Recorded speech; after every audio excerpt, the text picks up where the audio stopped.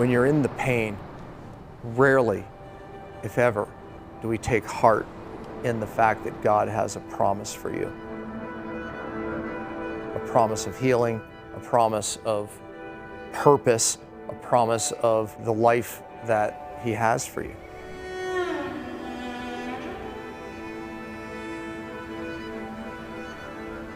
There's 3 times in my life that I know God just spoke to me.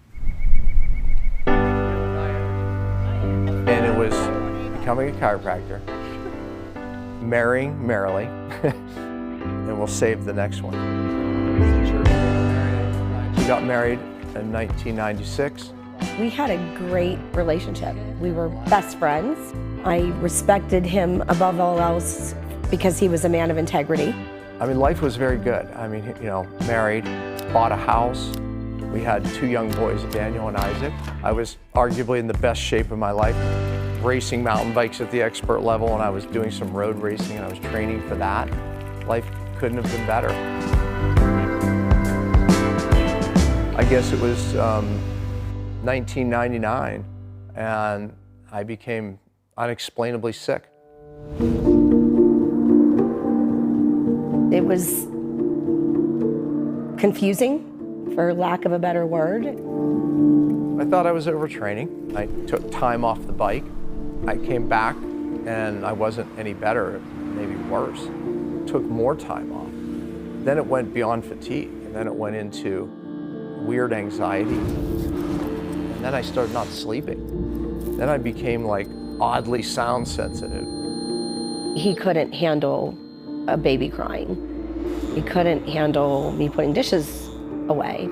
As a husband, I started overreacting, anger. As a father, I was just flipping out on the kids, just kid stuff. The hard thing for me was knowing he couldn't be the dad he wanted to be. It was always the anticipation of what could happen next. I never planned suicide, but for sure, I would rather have died than lived the rest of my life like that. In some ways, it was harder on her than me. It was hard, you know. And one of those moments of her crying out to God, I'm sure, God spoke to her heart.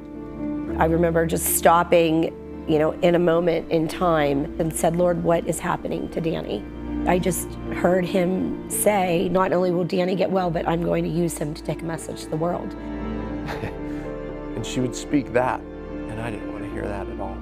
How that made me feel is angry, actually, because I thought, how dare her put this on me? I can't even get myself well. I definitely didn't sit idle. I dug in to find answers. I was driven, you know, to find the cause. And when I couldn't sleep at night, I was up trying to figure it out. It took 3.5 years of traveling down a lot of different rabbit holes, but every one of those rabbit holes led him into this understanding. I remember I was online and I found Mad Hatter's disease. Mad Hatter's disease was people making felt hats. They used mercury as part of the process to avoid mold in the felt. I had all the symptoms. I went back to my cycling journal. It all started, the first symptoms started a few days after I had silver fillings, amalgam fillings drilled out. They contained 50% mercury. One of the things that I learned is it's never one thing. What 3 stressors came together that started it? It could be physical, chemical, or emotional. But it's the person whose stress bucket is more full who typically gets hit the hardest. That was me.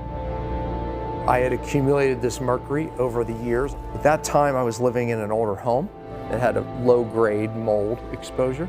Mold is another neurotoxin. And then I was training. So I had a physical stress, the mold, the mercury, perfect storm, boom, illness began. Now all these different parts of understanding the thyroid and the adrenals and the pituitary gland and the hypothalamus, all this stuff is fitting together perfectly. Then it became like a big equation and one that I knew that God would solve. How did I get well? I got to those causes, figured it out, and God showed me the way. Then I figured it out how to get the mercury out of my brain. I got myself to the point of, okay, you know, I'm better. And then here I am functioning still as a chiropractor. Literally, I developed a whole different practice based around this. So from pain to purpose, right? Here I am, it was being birthed to the point where I was doing chiropractic less and less days, and I was doing more, you know, sitting down with very sick and challenged people, leaving a wake of people that were helped, right? So, and those people would tell other people. It's become a family business. My son said, Dad, look, you know, your message needs to go to the world. Put it in a whole university and scale it and bring it to the world. Pompa program was born. We learned about the healing. This is critical. Your body's too smart to eat good salad. Now with the Pompa program and my kids and their gifts and talents, I am so aware that it is the fulfillment of the promise. Father, we thank you. I said from pain to purpose, but it's from pain to purpose to promise. Because as we have a time right now where more and more people are sick and challenged without answers, it's more and more every day. And I know that this is what I'm called to. It is getting to the causes. And I'm not smart enough to come up with that. Again, I only came up with it because God walked me through it. My wife was right. Here we are. There is hope.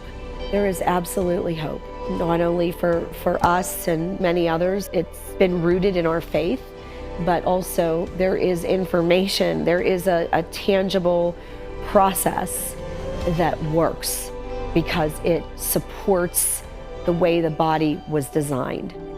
I believe God has that promise for so many people. How many people are crying out for answers? How many people? We have an answer, right? But it's the answer to the cry.